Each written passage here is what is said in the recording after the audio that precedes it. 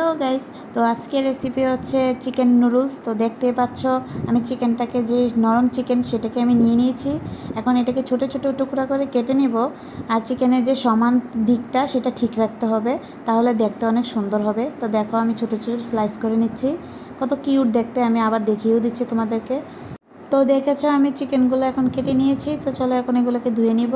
তো দেখো আমি পরিষ্কার জল দিয়ে এখন এগুলোকে ভালোভাবে ক্লিন করা শেষ। তো দেখো কি সুন্দর হয়েছে।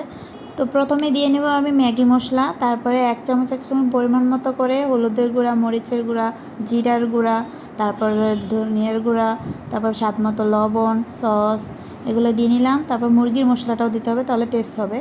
তো দেখো এখন এই সবগুলো উপকরণ একসাথে মিক্স করে নিলাম। তো চলো এখন কড়াইতে তেলটা দিয়ে দিই। কড়াই তেতে গেছে। তো তেতে যাওয়ার পর তেলটা এখন দিয়ে দিব, মাংসটা ছেড়ে দিলাম। তো এখন এটাকে ভালোভাবে নেড়ে নিব। দেখো কিভাবে নাড়ি। তো দেখো আমার এটা নাড়া শেষ, অনেকটাই লালচে হয়ে গেছে। তো আমি এটাকে এখন নামিয়ে নিব।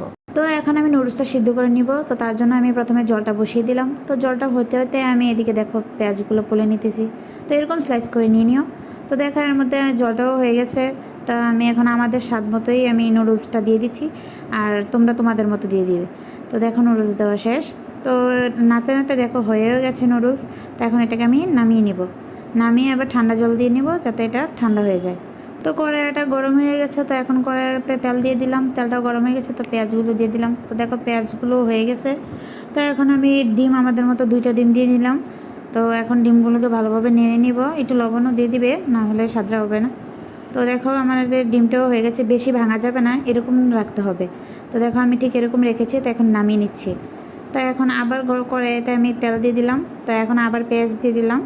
তো পেঁয়াজগুলোকে একটু নেড়ে এখন যেই মাংসগুলো আমি ভেজে রেখেছিলাম সেগুলো দিয়ে দিলাম। তো চলো এখন নুডলসটাও দিয়ে দিলাম। তো এখন নুডলসটাকে একটু এগুলোর সাথে মিশিয়ে নিই। তো মিশানো হয়ে গেলে এখানে দেখো মুরগির মশলাও একটু দিয়ে দিলাম। দিয়ে এবার এটাকে মিশিয়ে নিচ্ছি, ভালোভাবে মিশিয়ে নেব। তো এখন এখানে সসও দিয়ে দিচ্ছি, সস দিলে একটু টেস্টটা বাড়বে। তো তার জন্য আমি সসটা দিয়ে দিলাম। তো তোমরাও চাইলে দিয়ে এটাকে ভালোভাবে মিশিয়ে নিও। তো দেখো এখানে ভিজে রাখা ডিমগুলোও দিয়ে দিলাম। তো এখন ডিমগুলোকে ভালোভাবে নেড়ে নিই। তো এখন আমি এটাতে নুডলসের যে মশলাটা আছে সেটা দিয়ে দিব, দিয়ে ভালোভাবে নাড়তে থাকবো যাতে লেগে না যায়। তো দেখো নুডলসের মশলাটা দিয়ে দিলাম। তো এখন স্বাদ মতো লবণও দিয়ে দিলাম। তো এখন এটাকে ভালোভাবে নেড়ে আমি নামিয়ে নিব। তো দেখো আমার অনেকটাই হয়ে আসছে। তা আমি এখন এটাকে নামিয়ে নিব।